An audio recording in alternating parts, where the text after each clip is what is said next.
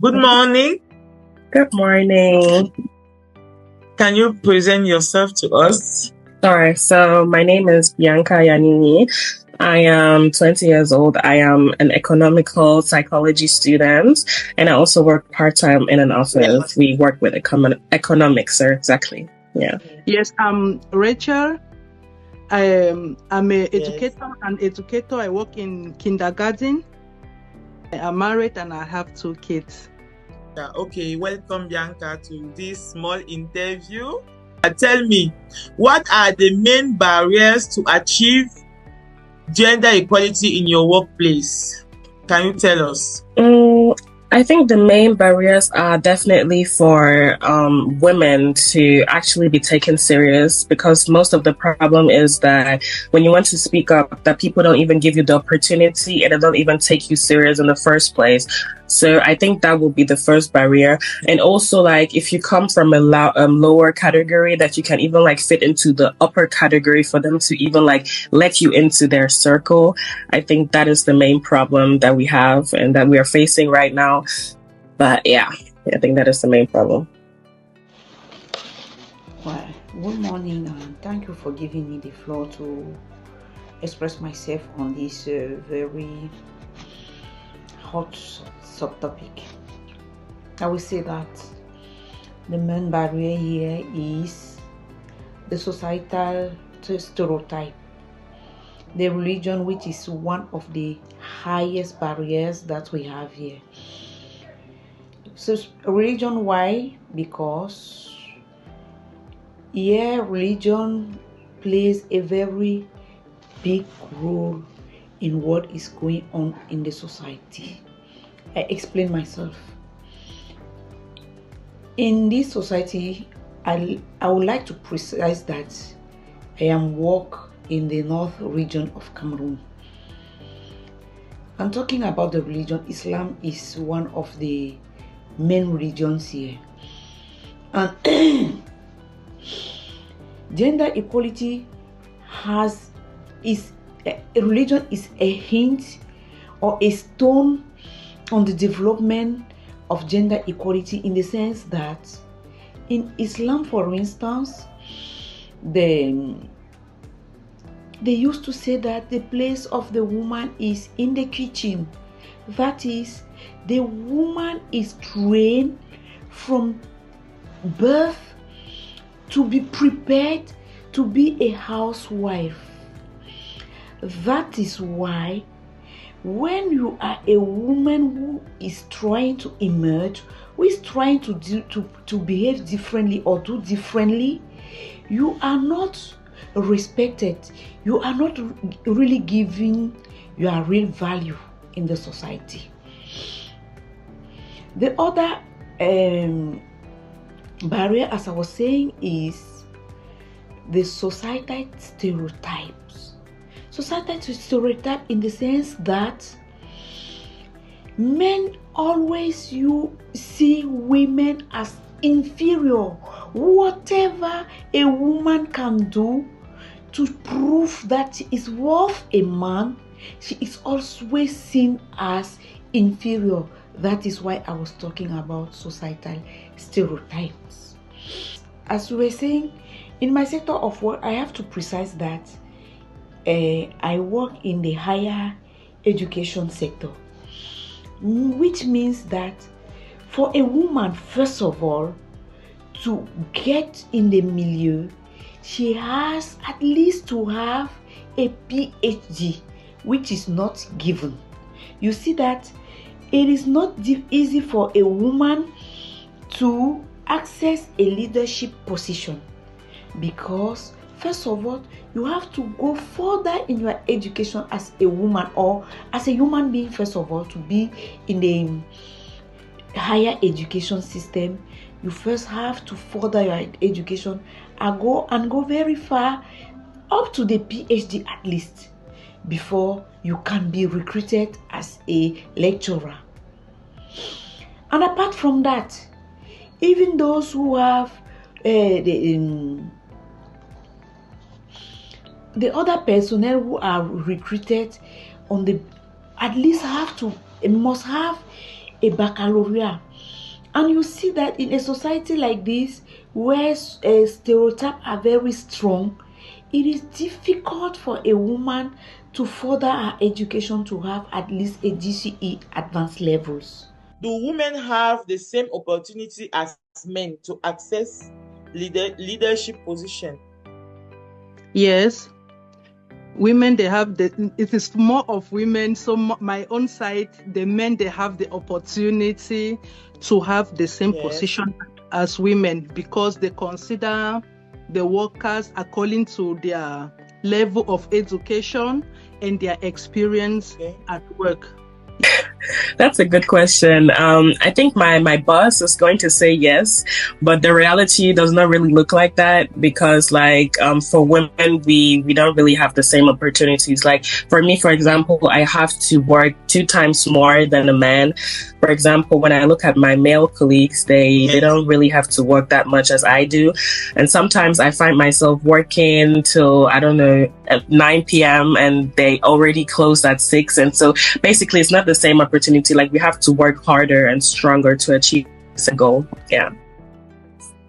Please, Bianca, about the impact of the globalization, tell me, how has globalization influenced women's role in the labor market in your region? I think it influenced the women that I think we don't really like to do much, because we did not we're not getting serious. Like we're not getting serious in our workplace. We're not getting the same payment. We don't really see the same effort. So basically women don't even think about being in a bigger position, just because the global system already puts us into a category. And I think that is the main problem. I think the system of politics needs to change something if it comes to finances, if it comes to women rights at work. So I think everything just counts a bit, and I think the global system has a lot to play with it. Yeah. I would like to say that globalization has influenced women's roles in the labor market in my region, in the sense that being open to the world, that is, being in contact with all what others do in their various regions or in their various countries, these are at least open the eyes to women to at least start to stand for their own rights. Women have, even though the fight is not really perceptible, but at least they are making effort. Even some parents who were reluctant in sending their girl children to school are now making effort to send them, even though the early marriages are still very present and really do not facilitate things for young women. Do you think globalization has provided better access to employment for women? If so, in which sectors? Yeah, I think if I want to talk more on that, following the German system, is a bit like the organization, the globalization impact is that they make people from different cultural background to also understand certain things. Like where I work, we have Muslim and Christian parents who bring their children at work. And sometimes they have some difficulties to give their children to maybe people of different colors or male workers. And that is why I will not say that globalization has really provided better access to employment for women. Because even though there is this opening to the world, even though there is this access to information from abroad or from other regions, the impact, the access of work of the domain of work is still very low. So much is still to be done to help ladies or women access to the market work. What initiative would you like to see implemented to improve gender equality? Maybe in your workplace or even in the society? It depends. I think, for example, well, in Germany, because I live in Germany, like in office, for example, you do have some opportunities. I think the global system changed certain things because it's not like I don't know, in 1980, like things have changed, people have changed. Yes. So I think like in Europe countries, for example, the system has really changed.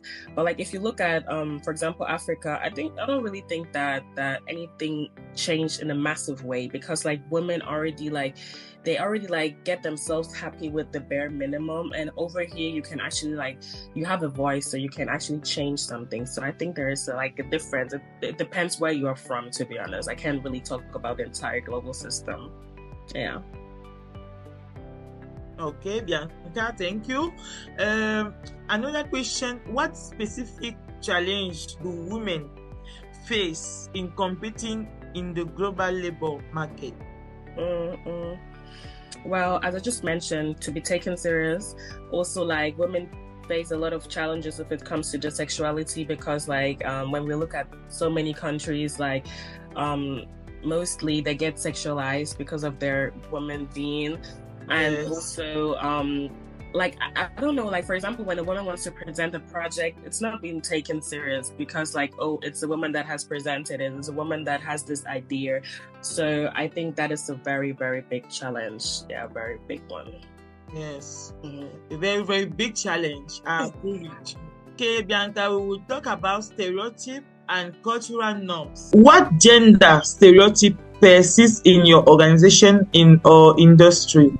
So I don't know if you know about gender norms, because in Africa, we know that the place of the woman is in the kitchen and so on and so forth. So in your industry or organization, what gender stereotype persists?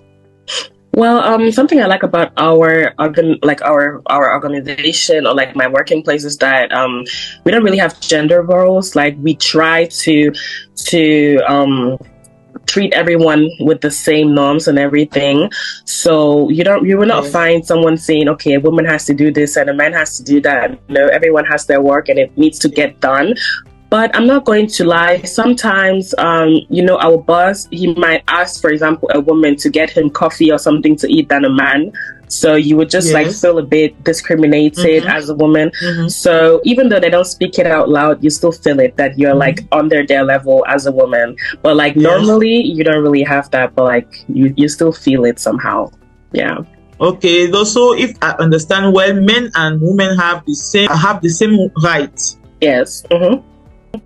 So in my workplace, for example, it depends because you'll mostly see a woman that got married freshly saying, okay, I'm going to stop my work because I'm married and I need to stay at home. Or she got pregnant and she cannot work again, or she has children to be taken care of. And there are a lot of women stopping actually their work because of their place. And you will not really see a man stopping his work. So basically you already see the system going, women stay at home, men go to work. So, this is actually a system that is getting normal in our work society, which I find okay. But it's also sad, to be honest, because we don't have the same opportunities to work equally. Yeah. Yes. Okay, Bianca. And Bianca, what strategy will you suggest to deconstruct all those stereotypes in your workplace? That's a very good question, to be honest, because I think no matter what you do, it's always going to be there, because it's just like a tradition in our humanhood. But I will actually suggest, for example, I don't know, some companies to have definitely some limits to, okay, we are not employing men anymore, we have to employ women. So basically, for example, if you have 100 places free, definitely 50 places for women only and 50 places for men only. So for it to be a bit of a multi-professional team. So I really think that might be important. You just have to mix it up, and also maybe female leaders, not just male leaders, for it to be a bit fair also towards women, and for women also to be able to speak up. Because I think when I would have a female boss, I think I would be a bit more comfortable at my working place than with a male boss. But I think I think that would be a good idea. Yeah. Okay, Bianca, we have noticed. Okay, Bianca, we will pass to your personal experience. Have you personally faced gender-based discrimination in your professional journey? If yes, how did you deal with it? So, okay, like when I went to school, like I'm still going to school, even in school, for example, you always have someone criticizing you or leaving a comment or something like, oh yeah, the woman. And I go to school with a lot of men, and also like at work, I work with a lot of men. So I kind of got used to it, but you still feel the discrimination somewhere. For example, I have a good idea and they don't want to use the idea just because I'm a woman. And also like when you study with a lot of white people and you're black, it's a double minus. So I think that is a big problem for me. But to be honest, I don't really care about their opinion, because I know that my project or like my plan is good, and I know it's going to work out the way I want it to be. So I don't really care about their opinion. And I think everyone that is listening to this, you just have to need a plan. You need to focus on your plan and don't listen to people's comments, people's discrimination or whatever. Just do whatever you want to do. And if you know it's a good plan, just focus on that, and then you just forget about everything else. And this is how I deal with my discrimination as a woman. Yeah. Talking about my personal experience, the discrimination that I have faced in my professional journey is that, first of all, I would like to remind you that I am the newly appointed director of Administrative and Financial Affairs in the Faculty of Medicine. And the gender-based discrimination that I currently face at my workplace is that my direct subordinate, or the chief of service of financial affairs, do not take any instructions from me. He does not want me to give him any instructions. And even when I go and complain to the dean of the faculty, he will just tell me that, Madam, you know that he's a man and it is difficult for a man to take instruction from a woman. You will just bear him patience. You should just bear him patience and do with that. You see, in such a milieu, it is very difficult for me to achieve my objective. It is very difficult because you know that when you are placed in such a position, you have what we call terms of reference, and your terms of references defines what you have to do. And to achieve what you have to do as in your terms of references, you have to collaborate with all the other members of the chain. And if the members of the chain do not want to collaborate because you are a woman, you should not give them instruction. You see how it can be difficult for me to achieve what I have to achieve. What factors, for example, training, mentors, or policy, have supported your success in a potentially unequal environment? What factors? The factors that have made me to feel free as a female gender are the education and the sensitization. A free world now, people have the rights to do anything that they want to do, and more education, more people have been more informed, and that really helps me to feel free to do anything I want to do as a woman, and to go anywhere I want to go, to take my decisions freely. Yes, and to choose my choice of job also. Okay. So first of all, I have like, let me say, like a good teacher. Yeah, he's a very good teacher, and he always like motivates me. He always tells me, now you can do it, you can make it. Don't listen to these people, don't listen to those people. Like, you can do it, concentrate yourself, you can do it. And also I think family plays a lot of like a big role, because I have a mom, and my mother always like she motivates me a lot. She gives me strength, she gives me motivation, and she always keeps me going. So I think when you surround yourself with people that actually give you motivation to continue your goal, I think it makes things more easier, and you would just like see the goal and not like the distraction with it on the way. And also pray, like you have to pray to God. So that is my motivation. Yeah. Now go to best practice. Which country or company do you consider as role model for gender equality in the workplace? But I cannot really give you a company, to be honest, because I don't really know like much companies. But I can actually say countries if it comes to America. If it comes to America and some parts of Europe, they really have good systems, because they really make sure that gender roles are not a big topic. Yes, I think they really look at work, and like at the work you actually present to them at your like for your projects and your ideas and all that. And yeah, like for example, the thing I just mentioned with Africa, I think we have a big problem, because it's not about your idea or your work, it's about who you are. And I think that is distracting the most people in Africa. And America is doing a great job. Some parts of Europe are doing a very great job. So I think we can start copying some things from them. Yeah.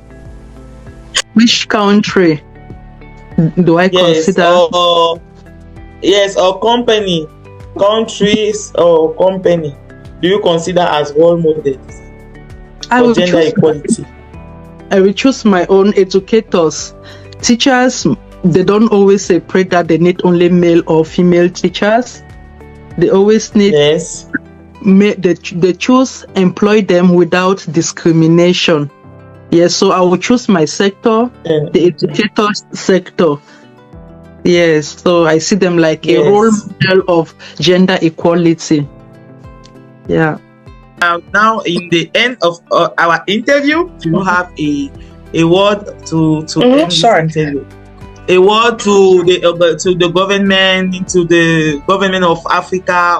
So I would just say that like definitely for people that are already in a higher category, like let's say we're talking about bosses, we're talking about company leaders and all that. So I think you have to ask yourself the question, do you want to bring your company forward, or like do you want to just like waste time? Because if you want to waste time, then you can concentrate of all this gender reels, and you can also like discriminate people and all that if you want to waste time. But if you want to move forward with your company, if you want to see progress, if you want to see an outcome, and you have to concentrate on their work. So that means stop discriminating people and start concentrating on the main factor.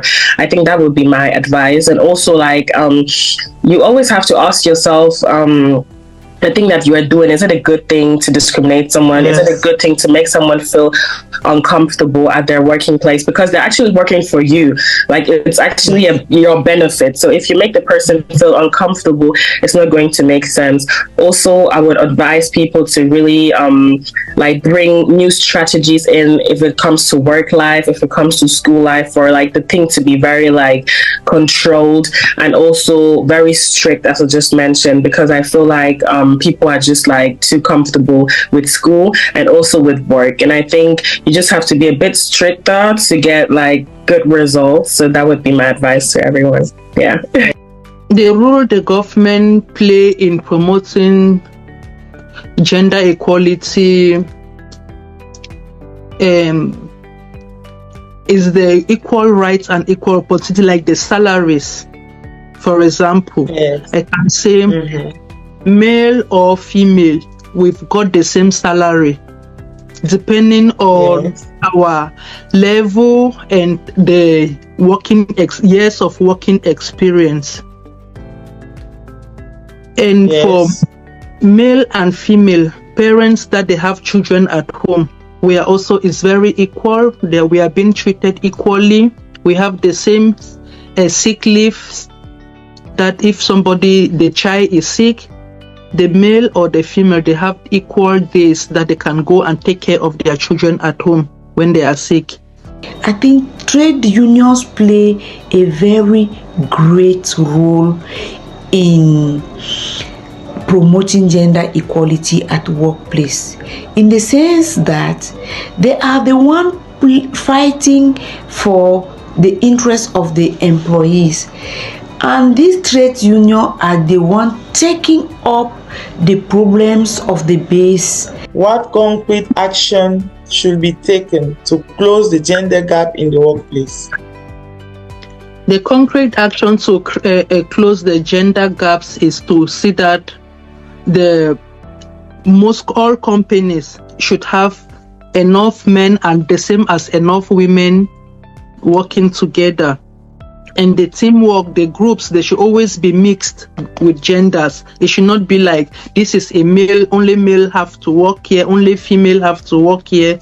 But working together is the best solution for gender equality. And I want you to say a last word to women who are still blocked by the cultural norms and who still fear to grow up in their workplace or in their prospect career.